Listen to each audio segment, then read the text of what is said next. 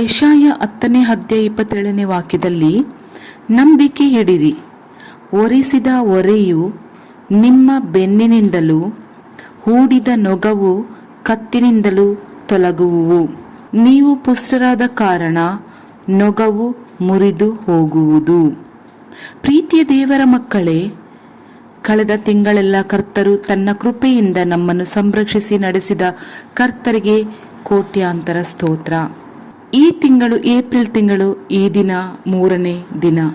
ಈ ತಿಂಗಳಲ್ಲೂ ಕೂಡ ಕರ್ತರು ನನಗೆ ನಿಮಗೆ ಕೊಟ್ಟಿರುವ ಅದ್ಭುತವಾದ ವಾಗ್ದಾನ, ಅದು ಯೆಶಾಯ 10ನೇ ಅಧ್ಯಾಯ 27ನೇ ವಾಕ್ಯದಲ್ಲಿ, ಅಭಿಷೇಕದಿಂದ, ದೇವರ ಅಭಿಷೇಕದಿಂದ ಸೈತಾನನ ನೊಗವು ಮುರಿದು ಹೋಗುವುದು. ಅಂದರೆ ಇದರ ಅರ್ಥ ಅಭಿಷೇಕದ, ಅಂದರೆ ದೇವರ ಅಭಿಷೇಕದ ಬಲದಿಂದ ನೊಗವು ಮುರಿದು ಹೋಗುವುದು, ಅಳಿಸಲ್ಪಡುವುದು ಎಂಬುದಾಗಿ ಕರ್ತರು ಹೇಳುತ್ತಾರೆ. ಹಾಗಾದರೆ ನೊಗವು ಅಂದರೆ ಏನು? ನಿಮಗೆಲ್ಲ ಗೊತ್ತಿರಬಹುದು ನೊಗವು ಅಂದರೆ ಏನು ಎಂಬುದಾಗಿ. ಗ್ರಾಮಗಳಲ್ಲಿ, ಹಳ್ಳಿಗಳಲ್ಲಿ ಹೊಲಗಳನ್ನು ಹೂಳುವಾಗ, ಮಾತ್ರ ಗಾಡಿಗಳಲ್ಲಿ ಸರಕುಗಳನ್ನು ಸಾಗಿಸುವಾಗ ಈ ನೊಗವನ್ನು ಬಳಸಲಾಗುತ್ತದೆ ಅಲ್ಲವೇ? 2 ಜೋಡಿ ಎತ್ತುಗಳನ್ನು ಉಳುಮೆ ಮಾಡಲು ಅಥವಾ ಎತ್ತಿನ ಗಾಡಿಗಳಲ್ಲಿ ನಿಗದಿತ ತೂಕದ ನೊಗವನ್ನು ಹಸುಗಳ ಕುತ್ತಿಗೆಗೆ ಹಾಕಲಾಗುತ್ತದೆ. ಅದನ್ನು ಗ್ರಾಮಗಳಲ್ಲಿ ನೊಗದ ಮರ ಎಂದು ಹೇಳುವರು. ಆ ನೊಗದ ಮರವನ್ನು 2 ಎತ್ತುಗಳ ಕುತ್ತಿಗೆಗೆ ಮೇಲೆ ಹಾಕಿ ಹಗ್ಗಗಳಿಂದ ಕಟ್ಟಿ ಬಿಡುವರು. ಆ ನೊಗದ ಭಾರದಿಂದ ಎತ್ತುಗಳ ಕುತ್ತಿಗೆಯು ಅರ್ಧ ಕುಸಿದು ಹೋಗುತ್ತದೆ. ಕೆಲವು ಸಮಯಗಳಲ್ಲಿ ಗಾಯವಾಗುತ್ತದೆ ಕೂಡ. ಅಷ್ಟರ ಮಟ್ಟಿಗೆ ಆ ನೊಗವು ಬಾಧೆಯನ್ನು ತೆಗೆದುಕೊಂಡು ಬರುತ್ತದೆ. ಆ ನೊಗವನ್ನು ಎತ್ತುಗಳ ಕುತ್ತಿಗೆಯ ಮೇಲೆ ಇಟ್ಟು ಕಟ್ಟಿದ ನಂತರ ಆ ಎತ್ತುಗಳಿಂದ ಸ್ವತಂತ್ರವಾಗಿ ಬೇರೆ ಎಲ್ಲಿಗೂ ಹೋಗಲು ಆಗದು. ಆ ನೊಗವು ಇಡಲ್ಪಟ್ಟಿತೆಂದರೆ ಎತ್ತುಗಳನ್ನು ಅದಕ್ಕೆ ಅಧೀನಪಡಿಸಲಾಯಿತು, ಅವರಿಗೆ ಅಧೀನಪಡಿಸಲಾಯಿತು ಎಂದೇ ಅರ್ಥ. ಅಂದರೆ ಅದು ಒಂದು ನಿರ್ದಿಷ್ಟವಾದ ಕಾರ್ಯಕ್ಕೆ ಮಾತ್ರ ಅವುಗಳನ್ನು ಅಧೀನಪಡಿಸಲಾಗುತ್ತದೆ. ಆ ಎತ್ತುಗಳನ್ನು ಓಡಿಸುವ ವ್ಯಕ್ತಿ ಯಾವ ಕಡೆ, ಯಾವ ದಿಕ್ಕಿಗೆ ಹೋಗಬೇಕೋ ಅವುಗಳನ್ನು ನಡೆಸುತ್ತಾನೋ ಅದರ ಕಡೆಗೆ ಆ ಎತ್ತುಗಳಿಂದ ಹೋಗಲು ಸಾಧ್ಯ. ಅದೇ ರೀತಿಯಾಗಿ ಮನುಷ್ಯನ ಜೀವನದಲ್ಲಿ ಸೈತಾನನು ಅನೇಕ ರೀತಿಯ ನೊಗವನ್ನು ಇಡುತ್ತಾನೆ. ಯಾವುದಾದರೊಂದು ನೊಗವನ್ನು ಇಟ್ಟು ಮನುಷ್ಯರನ್ನು ಅಧೀನಪಡಿಸಿ ಅವರನ್ನು ತನ್ನ ಅಧೀನದಲ್ಲಿಟ್ಟುಕೊಳ್ಳುತ್ತಾನೆ ಮತ್ತು ಗುಲಾಮರನ್ನಾಗಿ ನಡೆಸುವುದಕ್ಕೆ ಹಲವು ರೀತಿಯ ಕೇಡಾದ ಕಾರ್ಯಗಳನ್ನು ಮಾಡುತ್ತಿರುತ್ತಾನೆ. ಅನೇಕರು ತಮ್ಮನ್ನು ಅರಿಯದೆಯೇ ಸೈತಾನ ನೀಡುವ ನೊಗದ ಒಳಕ್ಕೆ ಸಿಕ್ಕಿಕೊಳ್ಳುತ್ತಾರೆ. ಅದೊಂದು ನೊಗ ಎಂದೇ ಅವರಿಗೆ ತಿಳಿಯುವುದಿಲ್ಲ. ನನಗೆ ಯಾವುದೋ ಒಂದು ಸಮಸ್ಯೆ, ಹೋರಾಟ, ಕಷ್ಟ ಎಂದೇ ನೆನೆಸಿಕೊಂಡಿರುತ್ತಾರೆ. ವಿರೋಧಿಯಾದ ಸೈತಾನನ್ನು ನಮ್ಮನ್ನು ಅಧೀನಪಡಿಸಿ ಅವಮಾನಪಡಿಸುವುದಕ್ಕಾಗಿ ನೊಗವನ್ನು ಹಾಕುತ್ತಾನೆ ಎಂದು ಅನೇಕರಿಗೆ ತಿಳಿಯದು. ಕೆಲವರಿಗೆ ಅದು ತಿಳಿದರೂ ಏನು ಮಾಡುವುದು ಎಂದು ಗೊತ್ತಿಲ್ಲದ ಹಾಗೆಯೇ ಅದರೊಂದಿಗೆ ಬದುಕುತ್ತಿರುವರು. ಕೆಲವರಲ್ಲಿ ನನಗೊಂದು ಬಿಡುಗಡೆ ಸಿಗುವುದಿಲ್ಲವೇ, ಈ ದಾಸತ್ವದಿಂದ ನನಗೆ ಹೊರಗೆ ಬರಲಾಗಲಿಲ್ಲವಲ್ಲ ಎಂದು ಅಂಗಲಾಚುತ್ತಾರೆ. ಇಂದು ಕರ್ತರು ನಿಮ್ಮನ್ನು ನೋಡಿ, ನನ್ನ ಮಗನೇ, ನನ್ನ ಮಗಳೇ, ಸೈತಾನನ ನೊಗವನ್ನು ಮುರಿದು ನಾನು ನಿನಗೊಂದು ಬಿಡುಗಡೆಯ ಜೀವನವನ್ನು ಒದಗಿಸಿಕೊಡುತ್ತೇನೆ ಎಂದು ವಾಗ್ದಾನ ಮಾಡುತ್ತಾರೆ. ಅದು ಹೇಗೆ ನಡೆಯುತ್ತದೆ ಎಂದು ಕೇಳುತ್ತೀರಾ?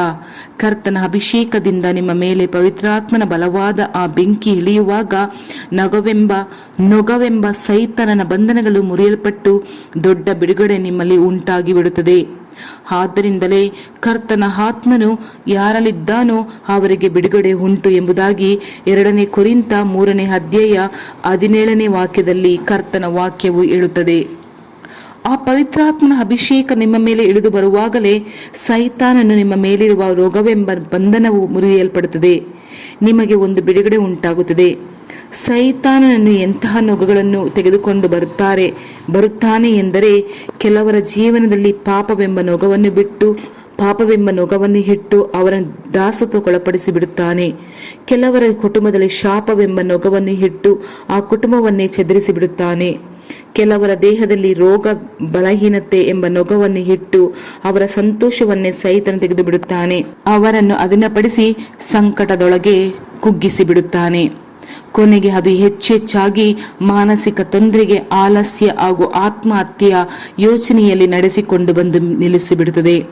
ಇವುಗಳನ್ನೆಲ್ಲ ಮನುಷ್ಯರನ್ನು ಅಧೀನಪಡಿಸಿಕೊಂಡು ಅವರ ಸಂತೋಷವನ್ನು ಕೆಡಿಸುವಂತೆ ಸೈತಾನನು ನೊಗಗಳನ್ನು ಕೆಲವರ ಜೀವನದಲ್ಲಿ ಸಾಲವೆಂಬ ಸಮಸ್ಯೆ, ಕುಟುಂಬದ ಸಮಸ್ಯೆ, ಮಾನವರಿಂದ ಉಂಟಾಗುವ ಹೋರಾಟ, ನೆಮ್ಮದಿ ಇಲ್ಲದ ಸನ್ನಿವೇಶ, ಗಂಡನ ಕುಟುಂಬದವರಿಂದ ಸಮಸ್ಯೆ, ಹಿಂಸೆ, ಚುಚ್ಚು ಮಾತುಗಳು, ಕೀಳಾಗಿ ನೋಡುವುದು, ಇಲ್ಲ ಹೆಂಡತಿಯ ಕುಟುಂಬದಿಂದ ಕೂಡ ಸಮಸ್ಯೆ, ಹಿಂಸೆ, ಚುಚ್ಚು ಮಾತುಗಳು, ಕೀಳಾಗಿ ನೋಡುವುದು. ಅವರ ಬಳಿ ಏನಾದರೂ ಹಣ ಜಾಸ್ತಿ ಇದ್ದರೆ ನಮ್ಮ ಬಳಿ ಏನೂ ಇಲ್ಲದ ಸಂದರ್ಭದಲ್ಲಿ ಒಂದು ರೀತಿಯ ಒಂದು ಮನೋವೇದನೆಯ ರೀತಿ ಕೊಟ್ಟು ಬಿಡುತ್ತಾರೆ. ಆ ರೀತಿಯ ಸಮಸ್ಯೆ ಸೈತಾನ ತಂದು ನಮಗೆ ಕಷ್ಟವನ್ನು ಕೊಡಲಿಕ್ಕೆ ಸ್ಟಾರ್ಟ್ ಮಾಡುತ್ತಾನೆ. ಆದ್ದರಿಂದ ಉಂಟಾಗುವ ಗೊಂದಲ, ಚಿಂತೆ ಮುಂತಾದ ರೀತಿಯಾಗಿ ನೊಗಗಳನ್ನು ಸೈತಾನನು ಕೆಲವರ ಮೇಲೆ ಇಟ್ಟು ಅವರನ್ನು ಅಧೀನಪಡಿಸಿ ಬಿಡುತ್ತಾನೆ. ನನ್ನ ಪ್ರೀತಿಯ ದೇವರ ಮಕ್ಕಳೇ, ಇಂದು ನಿಮ್ಮ ಜೀವನದಲ್ಲೂ ಯಾವುದೋ ಒಂದು ರೀತಿಯಲ್ಲಿ ಸೈತಾನನು ನೊಗವನ್ನು ಇಟ್ಟು ಬಿಟ್ಟಿದ್ದರಿಂದ ಸಂತೋಷವನ್ನು ಕೊಂಡವರಾಗಿರುವಿರಾ? ನಿಮ್ಮಿಂದ ಅದನ್ನು ಯಾರ ಬಳಿಯೂ ಹೊರಗೆ ಹೇಳಲು ಆಗಲಿಲ್ಲವಲ್ಲ? ಇದಕ್ಕೇನು ಮಾಡುವುದು ಎಂದು ಗೊತ್ತಿಲ್ಲದೆ ಚಿಂತಿಸುತ್ತಿರುವಿರಾ? ಚಿಂತಿಸಬೇಡಿರಿ. ಹೀಗೋ ನಿಮಗೆ ಒಂದು ಒಳ್ಳೆಯ ಸುದ್ದಿ. ಇಂದು ಪವಿತ್ರಾತ್ಮನ ಅಭಿಷೇಕ ನಿಮ್ಮ ಮೇಲೆ ಇಳಿಯುತ್ತದೆ. ಕರ್ತರು ಆತನ ಅಭಿಷೇಕದ ಶಕ್ತಿ ನಿಮ್ಮ ಮೇಲೆ ಕಳಿಸಲಿದ್ದಾರೆ. ಆ ಬೆಂಕಿ ನಿಮ್ಮ ಮೇಲೆ ಇಳಿಯುವಾಗ ನಿಮ್ಮನ್ನು ಬಂಧಿಸಿರುವ ಬಂಧನ ಮುರಿಯಲ್ಪಟ್ಟು ಸೈತಾನ ನಿಮ್ಮ ಮೇಲೆ ಇಟ್ಟಿರುವ ಎಲ್ಲಾ ರೀತಿಯ ನೊಗಗಳು ಸಂಪೂರ್ಣವಾಗಿ ನಾಶವಾಗುತ್ತದೆ. ನಿಮಗೆ ಬಿಡುಗಡೆಯೂ ಸಂತೋಷವೂ ಉಂಟಾಗುತ್ತದೆ. ಸೈತಾನನು ನಮ್ಮ ಜೀವನದಲ್ಲಿ ಯಾವ ರೀತಿಯಲ್ಲಿ ನೊಗಗಳನ್ನು ಕೊಂಡು ಬರುತ್ತಾನೆ, ಅದನ್ನು ಕರ್ತನು ಹೇಗೆ ಮುರಿದು ನಮಗೆ ಬಿಡುಗಡೆ ಕೊಡುತ್ತಾರೆ ಎಂಬುದಾಗಿ ಕುರಿತು ಮುಂದಿನ ವಿಡಿಯೋದಲ್ಲಿ ಸ್ವಲ್ಪ ಧ್ಯಾನಿಸೋಣ. ಪ್ರಾರ್ಥಿಸೋಣವೇ? ಪರಲೋಕದಲ್ಲಿ ಆಸೀನವಾಗಿರುವ ನನ್ನ ತಂದೆಯೇ, ಯೇಸು ಕ್ರಿಸ್ತ ನಾಮದಲ್ಲಿ ನಮ್ಮ ಮೇಲೆ ಇರುವ ಸೈತಾನನ ನೊಗವು ಮುರಿದು ಹೋಗುತ್ತದೆ ಎಂದು ನೀವು ಕೊಟ್ಟಿರುವ ವಾಗ್ದಾನಕ್ಕಾಗಿ ನಿಮಗೆ ಸ್ತೋತ್ರ. ನಿಮ್ಮ ಅಭಿಷೇಕದಿಂದ ನಮ್ಮೊಳಗೆ ಇರುವ ಪಾಪ, ರೋಗ, ಭಯ ಮುಂತಾದ ಸೈತಾನನ ನೊಗಗಳನ್ನು ಮುರಿದು ಬಿಡಿರಿ. ಯೇಸು ಕ್ರಿಸ್ತನ ನಾಮದಲ್ಲಿ ಆಮೇನ್, ಆಮೇನ್. ತಂದೆಯೇ, thank you Lord Jesus Christ.